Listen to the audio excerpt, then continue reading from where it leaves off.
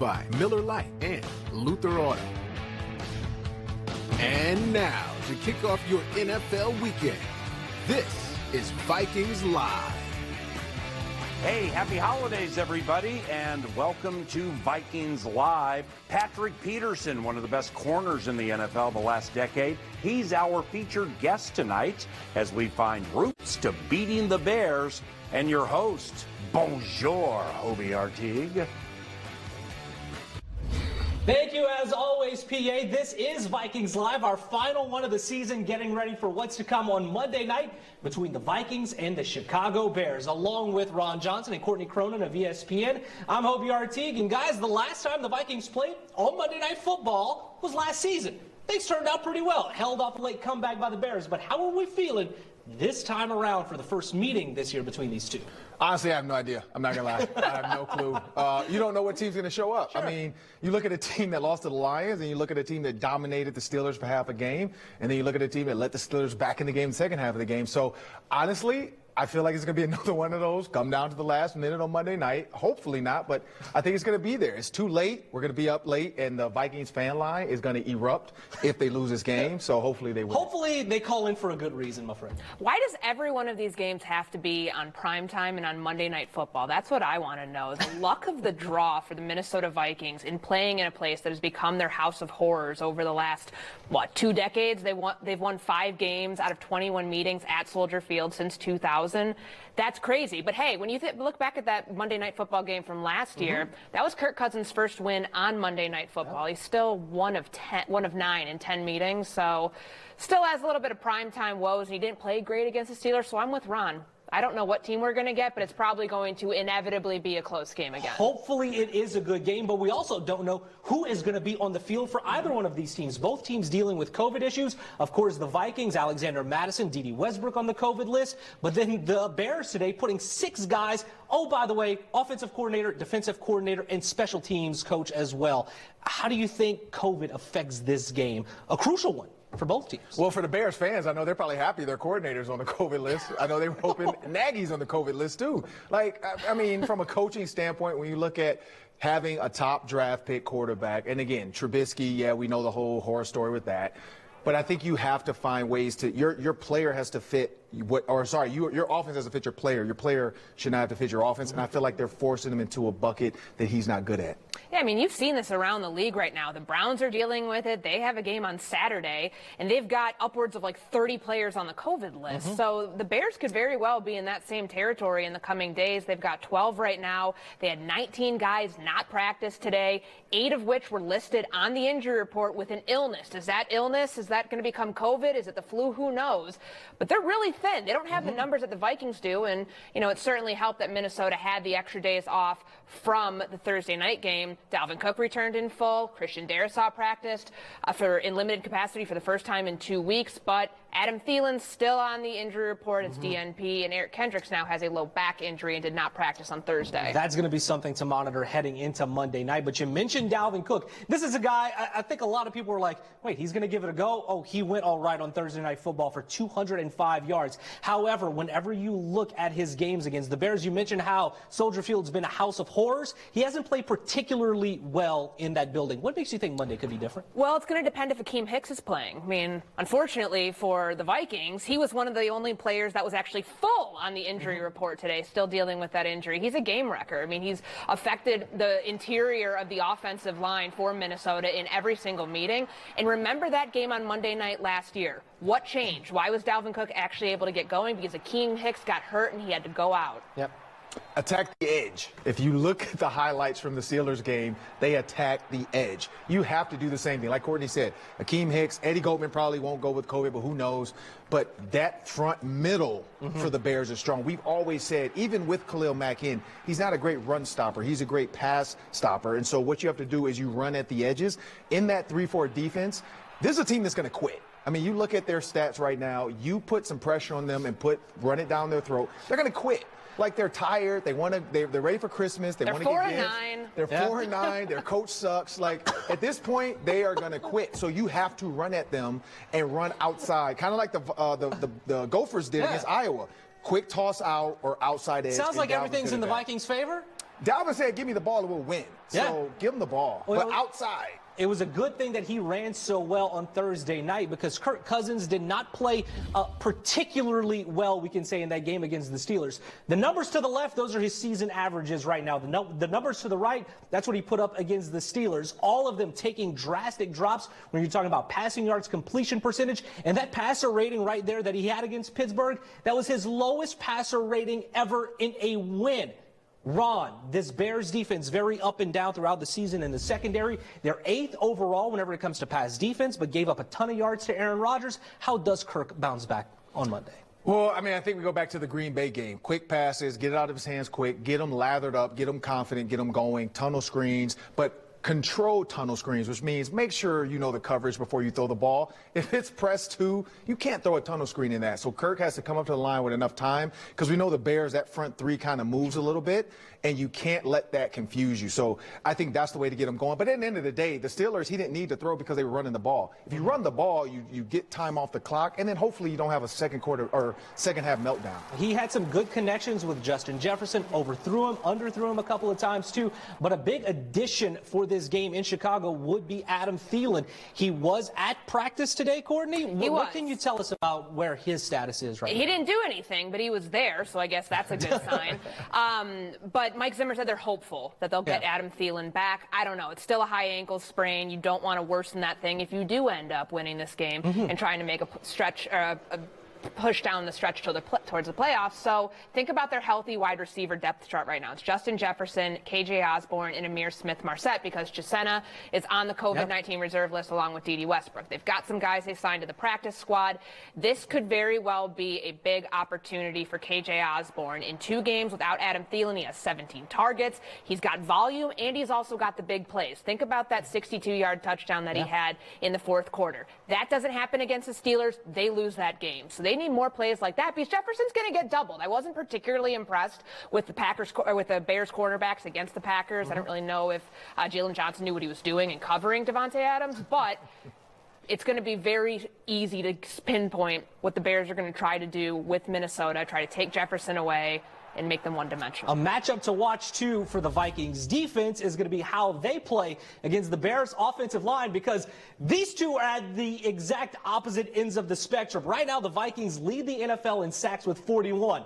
The Bears offensive line has allowed 42 sacks. That's second to last in the National Football League. Ron, whenever you're looking at the Vikings defensive line, shorthanded still, how much pressure do they need to force on Justin Fields, a rookie quarterback?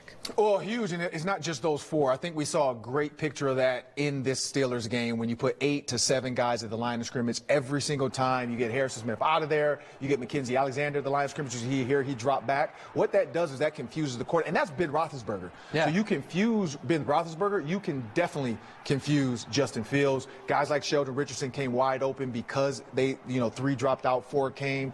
Every single time, Mike Zimmer made sure that whether Mackenzie Alexander, Eric Kendricks, or Harrison Smith, he put somebody there to kind of cowboy it and confuse the quarterback.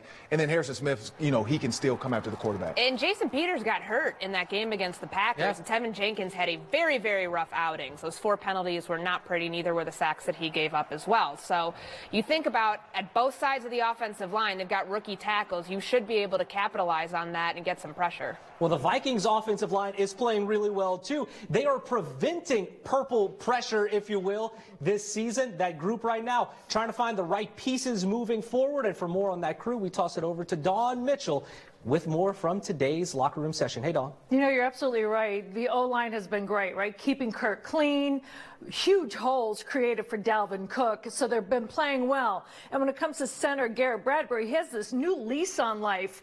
And yes, it came when he was on the COVID-19 list. He did a lot of watching of the television, but also when he got back, he didn't play. And that was a big wake-up call for him. And he said he's glad it happened. You can go one of 2 ways with it. You can be mad and bitter and all that, or you can just say, you know what, it's on me. Bradbury took option number 2 as a competitor. He said he was frustrated and wanted to be out there playing, but as a teammate, he was happy the line played well, and he knows Mason Cole is starter quality. So Bradbury got motivated and watched tape from every game to see what he could do differently. Personally, I felt like watching the tape, I was kind of playing to not mess up, playing a little timid. Whereas in the moment, I felt like I was just playing good, good enough, etc. But the last 2 games, I feel like I've kind of taken a different mindset to it. I mean, it gives you new perspective. I think that's good for everyone. Bradbury says he's glad it happened. He's playing his best ball now, and they will need that and more Monday night against the Bears defense, because with or without Akeem Hicks, they are stingy. Yeah, he's the biggest human being on the field, so it's like, we got to set like 2-3 guys to block him, so that take another guy off another guy to be free. So it's like, once he's on the field, he'll force. You see, what he means up front for those guys. He brings the energy, trash talker, just raise the level where they play. Robert Quinn's obviously had a great year, so he's been doing his thing. They certainly can pressure when they want to pressure, and so that's certainly a piece. But I think even with Akeem out, they got guys who can get to the quarterback, and with Akeem in there, he's proven time and again that that's what he does so well. So. They got a lot of good players that can impact the game. And the Vikings defense knows they have to get to Justin Fields early and often. Yeah, he's super mobile. You have to be aware that he can extend plays at any given moment just with his feet. So when we're rushing him, we have to be careful not just to jump in gaps and get out your gap quick, because he will take that gap, and next thing you know, he might break a 20-yard run. So basically, we all know this game could be won or lost in the trenches, right? And it is Monday Night Football. It's Soldier Field. Anything can happen, right? Don't even look at the records. Don't even look at what coulda, shoulda. Like Courtney said, it's probably going to be a close game. It's probably going to give us another heart attack, and we better buckle up and strap in, just like the guys in the trenches. Back to you. Sounds like just another late season matchup in the NFC North, Dawn. Thank you as always. Guys, whenever you take a look at this Bears team, Justin Fields right now leading the way. Andy Dalton has come in certain games with Justin Fields being out. But Ron, he looks great sometimes, but also kind of looks like a rookie at others. Yeah, and we roll the film here. You'll see this is truly just coaching errors. This is not getting your quarterback ready for the play. So here you're going to see cover 3 bail. He's going to read it perfectly. The inside guy has a corner route. The other two clear out. They're playing a match combo. Safety's going to take the second inside. Corner, eyes to the outside slant or outside corner, is going to take it. So he's taking it, but Justin Fields knows if your back's turned, you're too late. He throws on time on this 5th step. Now here, he's got to throw the ball on the next one before the receiver breaks. It's cover 6 man. But there's nothing protecting or forcing the guy out to the field to back up. There's no vertical threat. So you have to throw it now. He throws it late and throws it inside. It's a pick. That's just coaching. That's his coach not preparing them for the coverage, not telling them this is where you need to go, get the ball out of your hand. It should be a 3-step drop. That should be the throw, but he screwed it up. Well, he likes throwing to Darnell Mooney, as we just saw in those plays. Allen Robinson on the COVID-19 reserve list. But, Courtney, we saw last week 2 surprises from that Bears offense, too, with some really big plays from guys that Vikings fans really might not know yet. And Jakeem Grant, I think, is the person that I want to start out with tonight. Let's roll the film on this one. You saw what he did with that 97-yard punt return. This, though, some people are going to call this a trick play. It's a simple jet sweep. And look, he's got 5 lead blockers. 1, 2, 3, 4, 5. He's going to take them all the way to the outside. They do their job. They open up the hole for him. He's going to tiptoe down the sideline here. Apparently, everybody on the Bears has 99 Madden speed. He's one of them. He reached 20.68 miles per hour on that play. That was awesome. All right, so this is Damiere Byrd. What really impresses me about this simple passing concept in the West Coast offense, it's a Texas route. Justin Fields throws this ball right over the middle of the field, and Byrd is going to turn the Jets on. 54-yard touchdown. Nobody can catch him. He's capable of the big play. He's fast. What I really liked about this, though, that was the play that Justin Fields bounced back after throwing the pick 6 the drive before. It showed that in the second quarter, once he gets some momentum, he can roll with it. And it's not going to be perfect for the rookie quarterback, but plays like that really give me some confidence. Kind of looks like what the Bears would do with Cordero Patterson as well, lining him up in the backfield, getting a big play. We'll see if we'll see more of that on Monday night. But when we return here on Vikings Live, Paul Allen goes one-on-one with Patrick Peterson in this week's Player Spotlight. A great pro for the last show here on Vikings Live of the season on Fox 9. Much more when we return.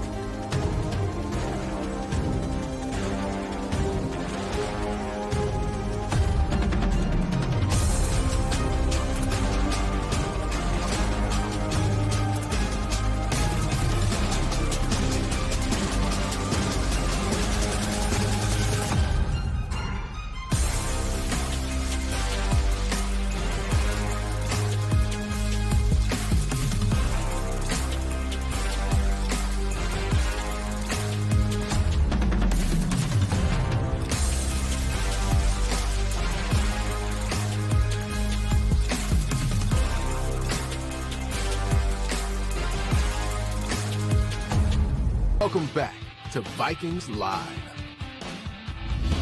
Brought to you by Miller Lite and Luther Auto.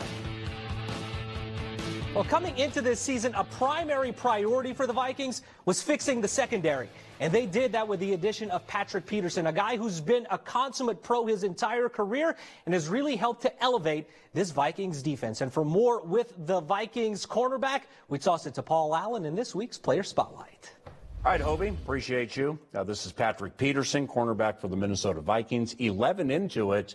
Indeed, you still have it. I mean, you still got it. And I know for veterans, you know, it's important that people recognize that without you having to, like, remind them. But, man, you're fantastic at what you do. I appreciate that, Paul. Have you enjoyed yourself here? I know it's been a topsy-turvy season for many reasons, but it's been great having you here. Have you enjoyed yourself? I have enjoyed every second that's been on the clock since I've been here. You know, just the people's been great. The community's been great.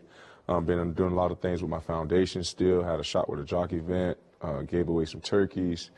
My family loves it here. My family, you know, I mean, my wife is a doctor, so she got her a job here. My kids love the school. And this is our first time really having an opportunity to enjoy seasons, you know, not having an opportunity to do that in Arizona. So the winter's here. This is something new for us, and the family's enjoying it. When I say, Patrick, you still got it. Well, into the season, your 11th season, did you ever sense that some people felt, you know, that you can't play at an HOF level? Oh, yeah. Like you had the majority of the previous decade. Oh, no doubt about it. You know, I hear the chatter, you know, but I know what I can bring to the table.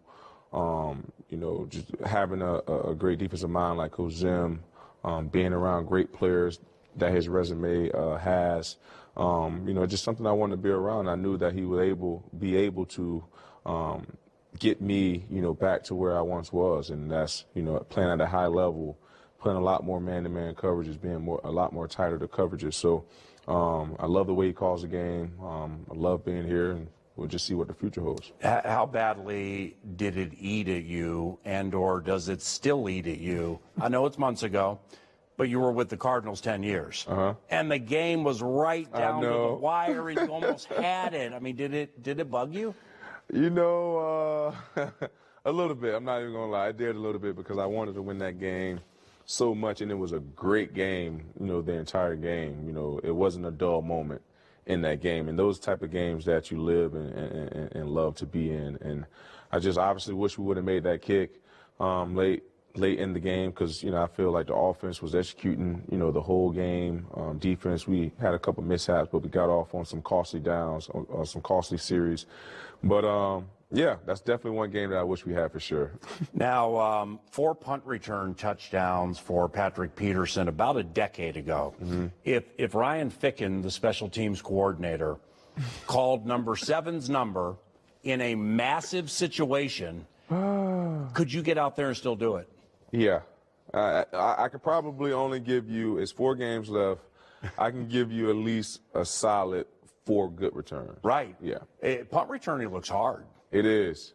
It is, especially if you're getting hit. You know, when you getting it, that's the worst part about it, taking the tackles on. Now, you being very proud of your alma mater, LSU, LSU, Louisiana State University receivers, who's better and why? Jamar Chase, Odell Beckham Jr., Justin Jefferson. I'm going to go in college or in the league or just right now? Yeah, in the league, period. I'm going to go right now, Jets. Yeah. Why? Hands down. He's just, I don't know. He's that new wave right now. You know, he is the new receiver on the block. You know, and that's just the truth. You know, he nothing seems to faze him. Right now, he seems unguardable.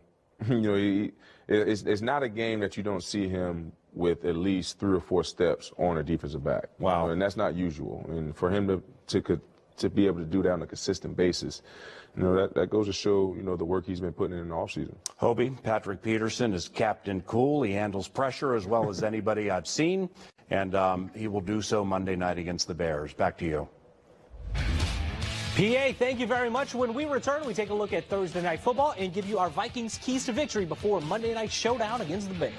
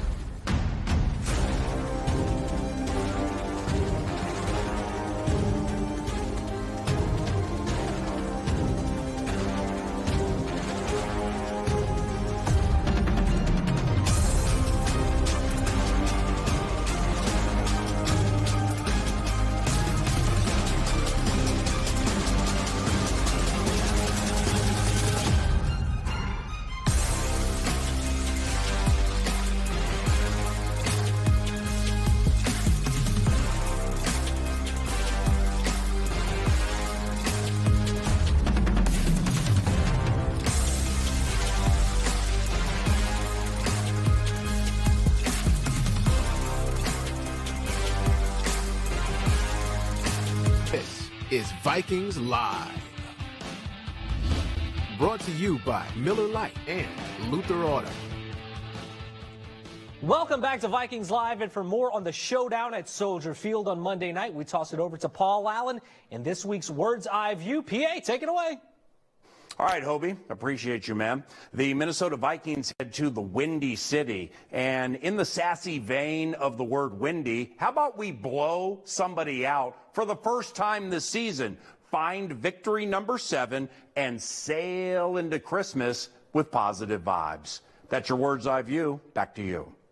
Hopefully some purple positivity for the Vikings as they get ready to take on the Bears. A crucial game for them because the playoff picture is still wide open whenever you're talking about if they continue to win. They could find themselves in the postseason. But Ron, Courtney, how do they get it done in your Vikings keys to victory? Well, like I said, a team that's 4-9 looks like they've given up on the run game or stopping the run game. Run the ball. Like, run the ball, but run it with passion, run it with creativity. Don't come out there with this vanilla offense. I think Clint Kubiak's been building up to this moment. Now let's just keep going. I think that if the uncertainty around Adam Thielen, Kirk Cousins doesn't need to get locked in on Justin Jefferson. Mercedes Lewis caught 4 passes for 51 yards against the Bears last week, the Packers tight end. This is a Tyler Conklin game. It's got it written all over it. He's had a really good year, and I think that he could be the key to getting some of that passing success going early for the Vikings. And for the defense, don't discount Justin Fields. Yes, he is a rookie, but still a very talented first-round pick. All right, Thursday night football tonight. It should be a good one as the games on Fox 9 wrap up. It's the Chiefs and the Chargers. This one for supremacy right now in the AFC West. The Chiefs on quite a tear right now, guys, a 6-game winning streak, while the Chargers are still finding their footing with Justin Herbert. Who do you like and why? I don't know. It's a tough one, but I'm going to go with the Chiefs just because I think Pat Mahomes has finally calmed down, but their defense has been playing well. So I'm going to go with the Chiefs, but I know Twitter cannot wait for all the highlights tonight. I mean, think about Patrick Mahomes in the stretch that he's played, these 6 games that the Chiefs have won. He hasn't played his best unless he's playing against Las Vegas. So the Chiefs defense, this past defense that was atrocious to start out the season, they're really good right now. So I think that that's their way that they're able to basically all but lock up the AFC West. Isn't it crazy that we have a Thursday night football game tonight and all we've been talking about is a coach getting fired in COVID? Who knew? There is football being played. So since we're talking about defenses with talented quarterbacks, how about the Chargers? I'm going to go with Los Angeles in this game. Right. They forced 4 turnovers the last time they faced the Chiefs. In their last 2 games, they forced 6. I think that it's going to be the Chargers defense that wins this game tonight. I think the Chargers by 3. I hope it's like what you said with like a shootout. I hope it's like Chiefs-Rams from a few years ago where it's just touchdown, touchdown, touchdown. Rod Johnson. Vikings Live has been